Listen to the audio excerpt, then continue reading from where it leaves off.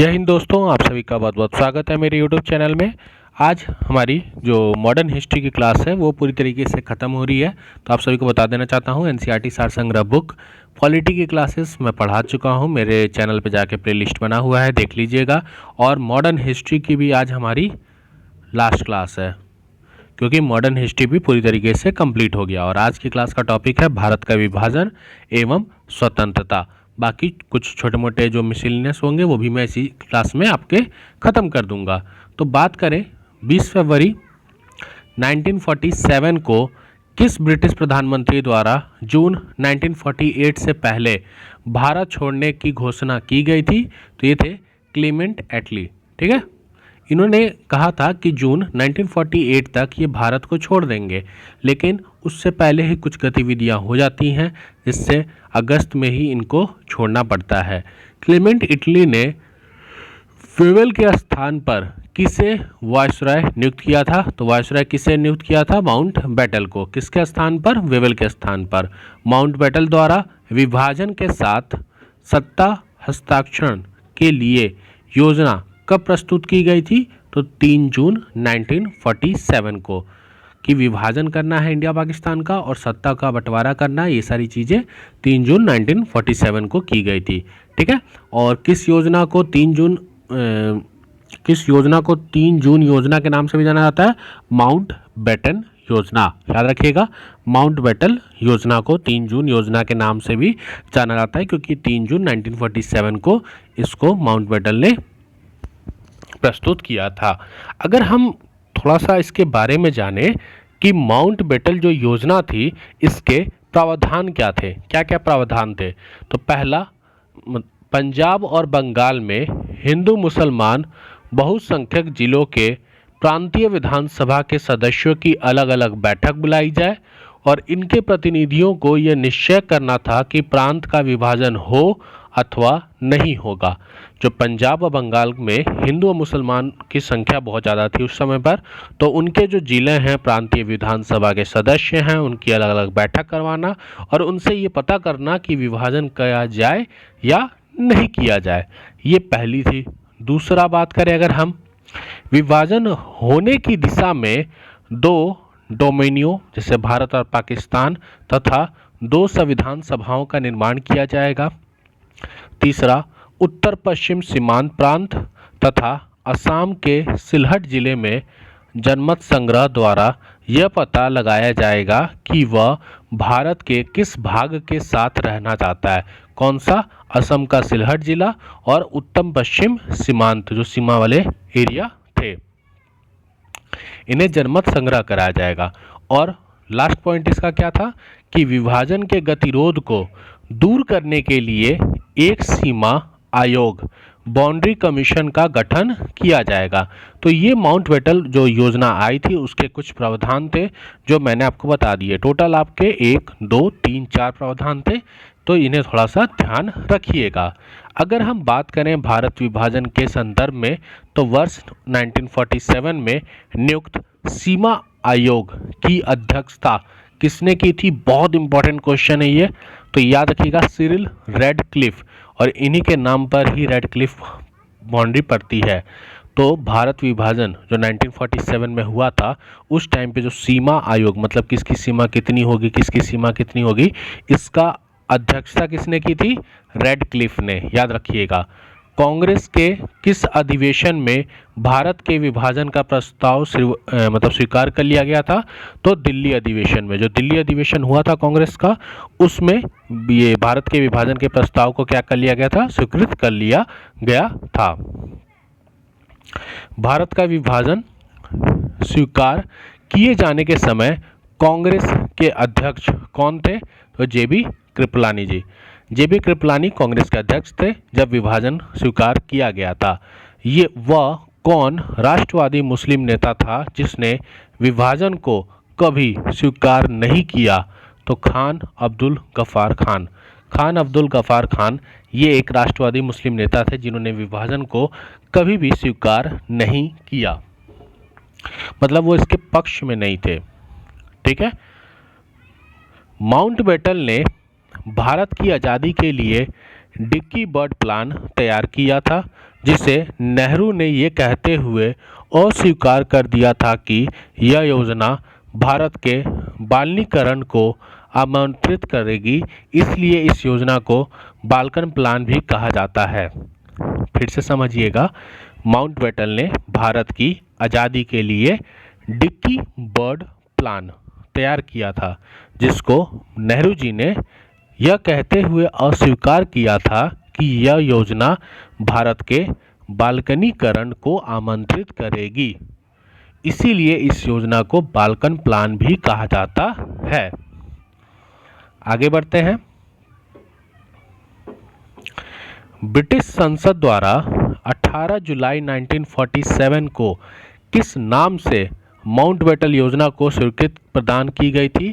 तो भारतीय स्वतंत्रता अधिनियम 1947।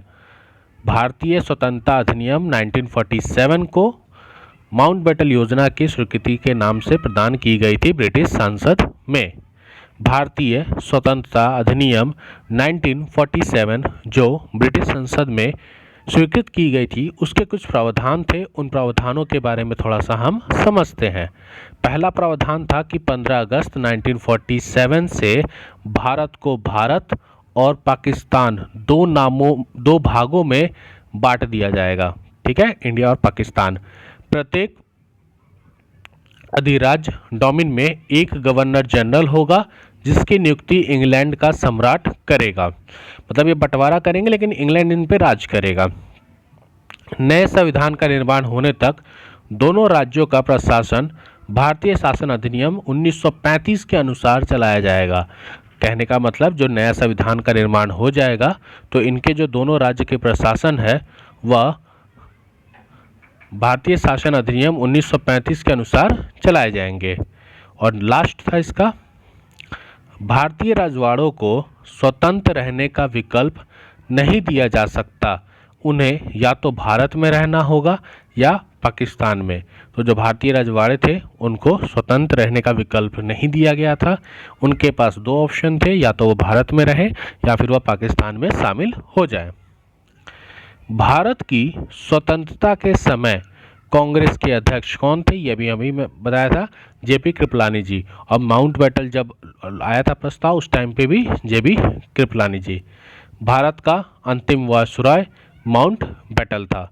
स्वतंत्र भारत के प्रमुख प्रथम गवर्नर जनरल ये भी माउंटबेटन थे। स्वतंत्र भारत के प्रथम गवर्नर जनरल कौन थे? माउंटबेटन थे। क्यों? क्योंकि यहाँ देखिए, एक गवर्नर जनरल होगा जिसकी नियुक्ति इंग्लैंड का सम्राट करेगा, लेकिन यहाँ पे नियुक्ति हमने माउंटबेटन की इसलिए की थी क्योंकि उस टाइम पे हमें आइडिया नहीं था, आइडिया इन द सेंस मतलब उतना एक्सपीरियंस नहीं था, इसलिए हम चाहते थे कि माउंटबेटन कुछ समय तक गवर्नर जनरल रहे। उसके बाद इस पोस्ट को हटा दिया गया था। स्वतंत्र भारत के प्रथम एवं अंतिम भारतीय गवर्नर जनरल कौन थे? तो सी राजगोपालाचार्य। सी राजगोपालाचार्य स्वतंत्र भारत के पहले और अंतिम गवर्नर जनरल थे। कांग्रेस के किस प्रमुख नेता ने स्वतंत्रता दिवस के समारोह में भाग नहीं लिया था? वह थे महात्मा गांधी जी। महात्मा गांधी जी इस विभाजन से खुश नहीं थे, इसलिए उन्होंने इस स्वतंत्रता दिवस समारोह में भाग नहीं लिया था। क्लियर? 15 अगस्त 1947 की मध्य रात्रि में केंद्रीय असेंबली में जन गण मन तथा इकबाल द्वारा रचित सारे जहां से अच्छा हिंदुस्तान हमारा किसके द्वारा गाया गया था? तो एम.एस.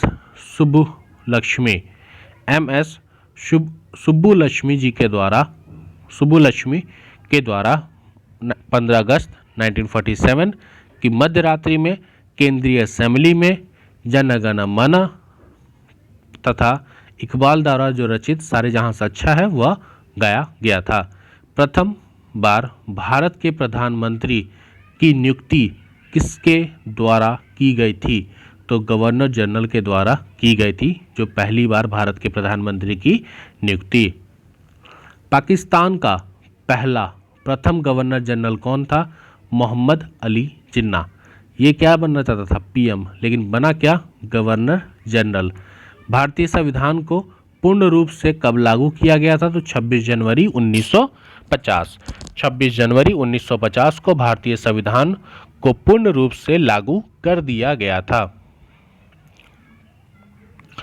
भारत की स्वतंत्रता के पश्चात लोकसभा का प्रथम अध्यक्ष किससे बनाया गया था?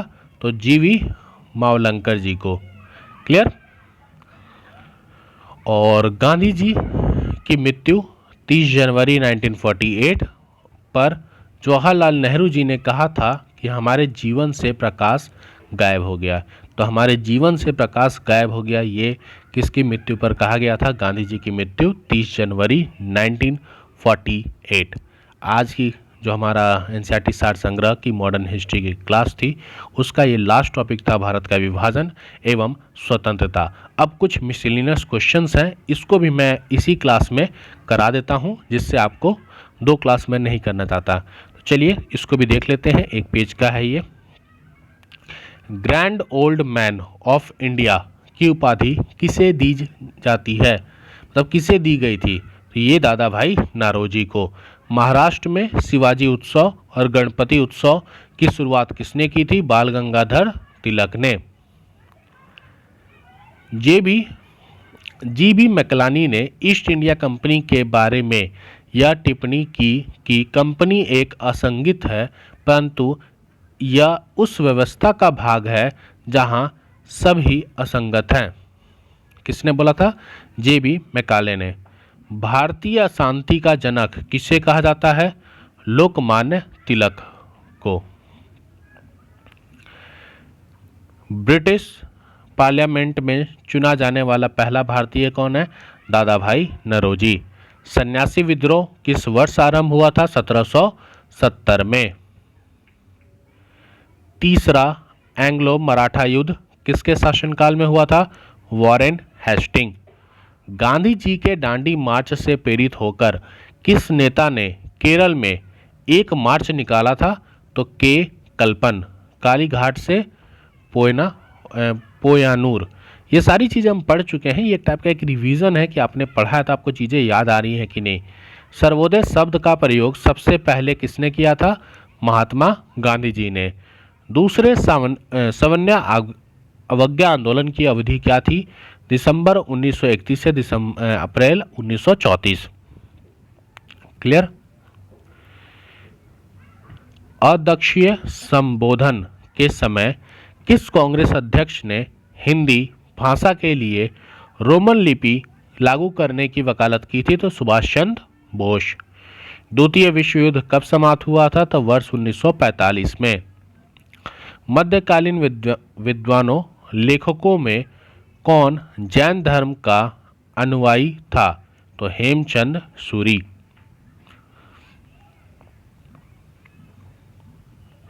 द्वितीय विश्व युद्ध के समय में ब्रिटेन के प्रधानमंत्री कौन थे? तो विंस्टन चर्चिल। बंगाल में हुए स्वदेशी आंदोलन का समर्थन किसने किया था? अरविंद घोष। अरविंद घोष ने बंगाल में हुए स्वदेशी आंदोलन का समर्थन किया था। भारत के स्वतंत्रता प्राप्ति के बाद किसने सुझाव दिया था कि भारतीय राष्ट्रीय कांग्रेस को समाप्त कर देना चाहिए था? तो महात्मा गांधी जी ने।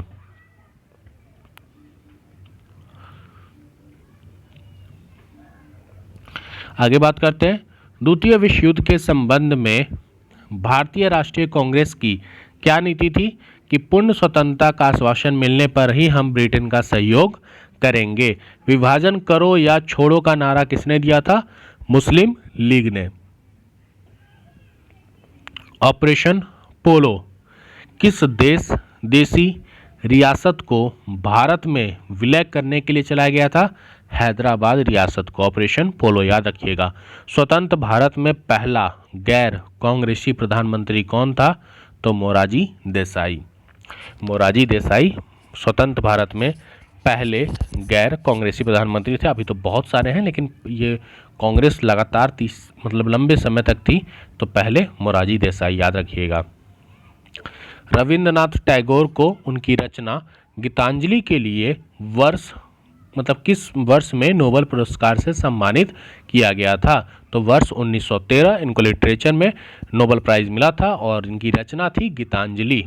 रविंद्रनाथ टैगोर को महान प्रहरी की संज्ञा किसने दी थी? गांधी जी ने। तो रविन्द्रनाथ टैगोर को महान प्रहरी की संज्ञा किसने दी थी? गांधी जी ने दी थी। ब्रिटिश काल के दौरान पड़े किस अकाल को प्रकोप का समुद्र सी ऑफ कैलिमिटी कहा जाता है? तो उड़ीसा का अकाल काल 1866। ठीक है। नॉन अलाइनमेंट पॉलिसी, जिसे हम गुट निरपेक्षता नीति कहते हैं, का प्रतिपादन किसके द्वारा किया गया था? तो ये किया गया था जवाहरलाल नेहरू जी के द्वारा। भारत के पहले प्रधानमंत्री जवाहरलाल नेहरू के जीवनाकार कौन थे? जीवनीकार कौन थे? तो Frank Morris. Gokhale my political Guru, Gokhale my political गुरु नामक पुस्तक की रचना किसने की थी? महात्मा गांधी जी ने। तो गोखले जी कौन थे? महात्मा गांधी जी के पॉलिटिकल गुरु थे। भारतीय राष्ट्रीय कांग्रेस के सरकारी इतिहासकार कौन थे? तो डॉक्टर पट्टाभी सीतारामैया जी। डॉक्टर पट्टाभी सीतारामैया जी भारतीय राष्ट्रीय कांग्रेस के सरकारी इतिहासकार थे। किस राष्ट्रवादी मुस्लिम को सीमांत गांधी, फ्रंटियर गांधी के नाम से जाना जाता है? तो खान अब्दुल गफ्फार खान। खान अब्दुल गफ्फार खान को फ्रंटियर गांधी के नाम से जाना जाता है। भारत शासन अधिनियम 1935 को किसके द्वारा गुलामी का अधिकार पत्र कहा गया था? तो जवाहरलाल नेहरू। भारत शासन अधिनियम 1935 को जवाहरलाल नेहरू जी के द्वारा गुलामी का अधिकार पत्र कहा जाता है। क्लियर? आगे बढ़े।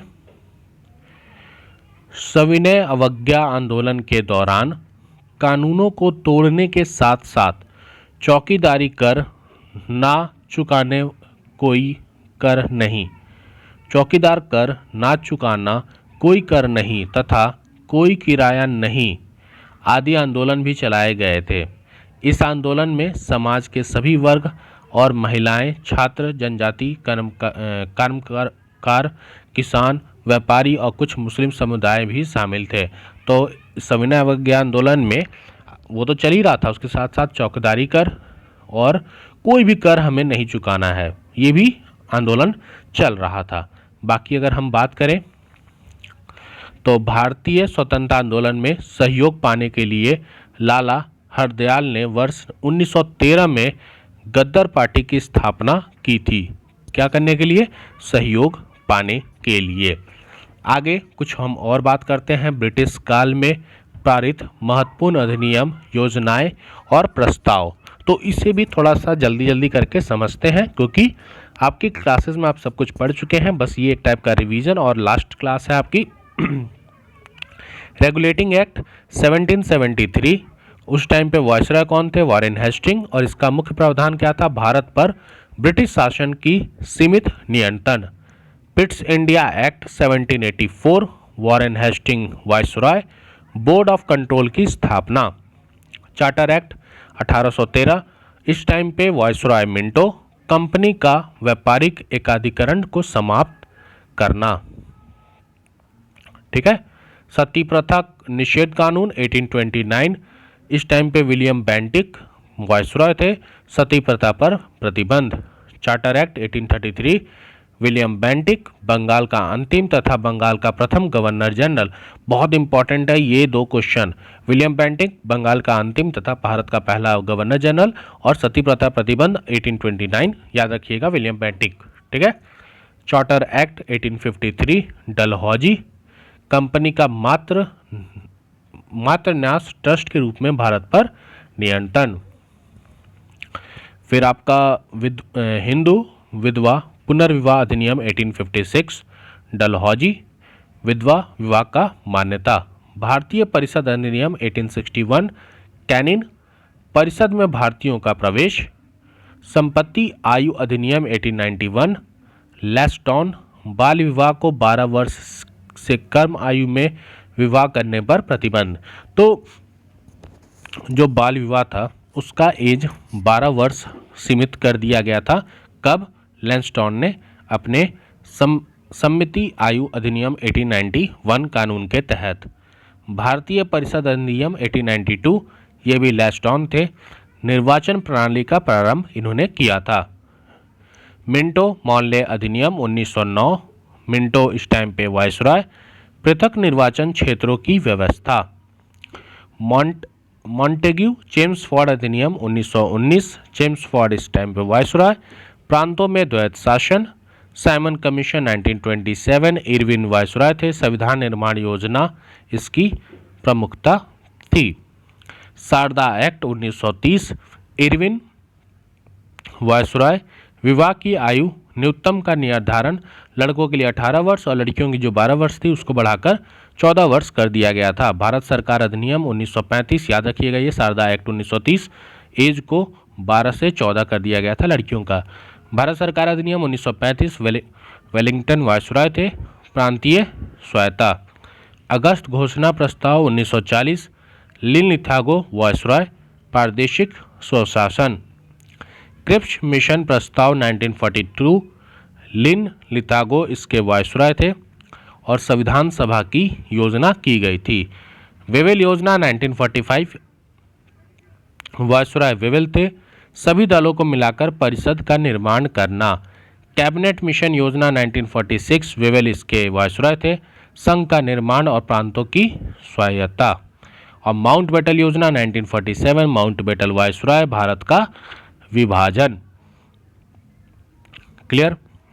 अब हम बात करते हैं प्रमुख नारों के बारे में, प्रमुख व्यक्ति, उनकी उपाधि। तो सबसे पहले हम प्रमुख जो नारे थे इनके बारे में पढ़ लेते हैं। करो या मरो का नारा किसने दिया था? तो सरदार वल्लभ भाई पटेल जी ने दिया था। करो या मरो या भारत छोड़ो। कर मर तो, अच्छा सॉरी एक मिनट। कर मत दो, टैक्स मत दो, कर मत दो, ये नारा किसने दिया था? सरदार वल्लभ भाई पटेल ने। करो या मरो या फिर भारत छोड़ो, यह महात्मा गांधी जी ने। दिल्ली चलो, तुम मुझे खून दो मैं तुम्हें आज़ादी दूंगा, सुभाष चंद्र बोस जी ने। जय जवान जय किसान, ये किसने दिया था? लाल बहादुर शास्त्री जी ने। स्वराज हमारा जन्मसिद्ध अधिकार है, हम इसे लेकर रहेंगे, बाल गंगाधर तिलक। इनकलाब जिंदाबाद, साम्राज्यवाद का नाश हो, भगत सिंह। साइमन कमीशन को वापस जाओ, लाला लाजपत राय। आराम हराम है, जवाहरलाल नेहरू जी ने। सारे जहां से अच्छा हिंदुस्तान हमारा, मोहम्मद इकबाल। ठीक है। अब हम बात करते हैं प्रमुख व्यक्ति, उनकी उपाधि के बारे में। तो उपाधि, जैसे नाम की बात करें, उपाधि की प्राप्ति, जैसे महात्मा गांधी। उपाधि देने वाले कौन थे? रविंद्रनाथ टैगोर। रविंद्रनाथ टैगोर ने महात्मा गांधी को किस चीज़ की उपाधि दी थी? महात्मा की। क्लियर। राष्ट्रपिता की उपाधि किसको दी गई थी? महात्मा गांधी जी को। और देने वाले व्यक्ति कौन थे? सुभाष चंद्र बोस। गुरुदेव की उपाधि किसको दी थी? रविंद्रनाथ टैगोर को मिली थी। किसने दिया था? महात्मा गांधी जी ने। सरदार की उपाधि वल्लभ भाई पटेल जी को दी गई थी और देने कौन दिया था? तो बारदोली की महिलाओं ने वल्लभ भाई पटेल को सरदार की उपाधि दी थी।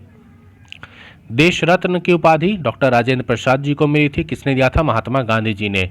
विवेकानंद, स्वामी विवेकानंद जी को ये उपाधि मिली थी और किसने दिया था? महाराज खेत टंडी ने। राजा की उपाधि राम मोहन रॉय जी को दी थी और ये किसने दिया था? अकबर द्वितीय ने। जगत गुरु की उपाधि हरि विजय सूरी जी को मिली थी और ये किसने दिया था? अकबर ने दिया था। कंठा भरणवाणी की उपाधि किसको दी गई थी? तानसेन को। ये भी किसने दिया था? अकबर ने दिया था। कायद आज़म की उपाधि मोहम्मद अली जिन्ना को मिली थी और ये महात्मा गांधी जी ने दिया था कायद आज़म की उपाधि किसको? जिन्ना को। और अर्धनंग फकीर, ये महात्मा गांधी जी को बोला गया था। किसने बोला था? चर्चिल ने। क्लियर। तो आराम हराम है हूँ लिक्स इफ इंडिया डाइज एवं पूर्ण स्वराज का नारा जवाहरलाल नेहरू जी ने दिया था। यहाँ हमने पढ़ा था आराम हराम है, किसने बोला था? जवाहरलाल नेहरू जी ने। ठीक है। बाकी स्वतंत्रता आंदोलन के दौरान कुछ लिखित पुस्तकें हैं, तो पुस्तकों के बारे में आपसे उतना नहीं पूछता है। ये संधि है मैं पढ़ा चुका हूँ। ये बंगाल के गवर्नर जनरल हैं।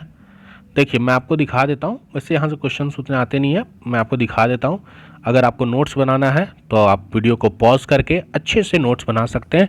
मैं अच्छे से चीज़ों को दिखा दे रहा हूँ, पूरी चीज़ों को थोड़ा सा नीचे करके और थोड़ा सा जूम कर देता हूँ, किससे आप चीज़ों को अच्छे से देख लीजिए।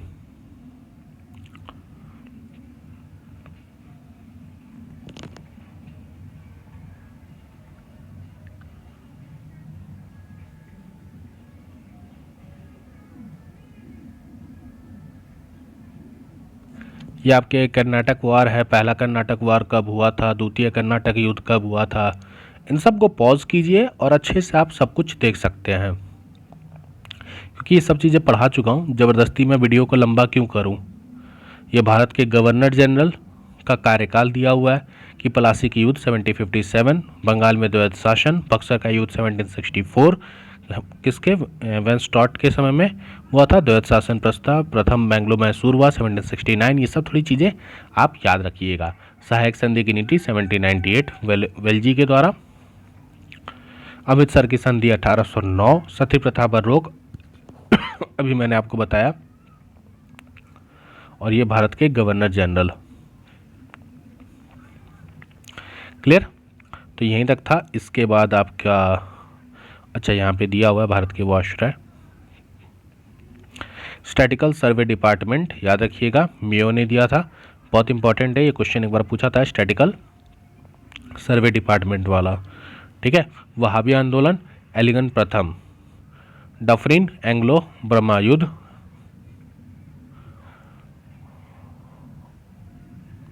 चौरी चौरी घटना रीडिंग के समय में हुई थी। इरविन के समय में कांग्रेस कमीशन भारत आया था। वेलेंटिन के समय में द्वितीय और तृतीय गोलमेज सम्मेलन हुआ था। और माउंटबेटन ये तो वो था। और सी राजगोपाल स्वतंत्र भारत के पहले और अंतिम भारतीय गवर्नर जनरल थे। चार्टर अधिनियम 1833 के अंतर्गत भारत के गवर्नर जनरल को ही बंगाल के गवर्नर जनरल को भारत का गवर्नर जनरल किस चार्टर अधिनियम के तहत बनाया गया था, 1833 के तहत। यहाँ पर आपका मॉडर्न हिस्ट्री पूरी तरीके से कंप्लीट हो गई। तो अगर आपको क्लास अच्छी लगी हो तो कृपया करके इस वीडियो को लाइक करें, शेयर करें, अपने थॉट्स कमेंट पे रख सकते हैं और मुझे नेक्स्ट टॉपिक बताइए कि हम क्या स्टार्ट करें। तो नेक्स्ट टॉपिक ज़रूर बताइएगा, बाकी वीडियो को शेयर ज़रूर कीजिएगा। मिलते हैं नए वीडियो में। जय हिंद, जय भारत।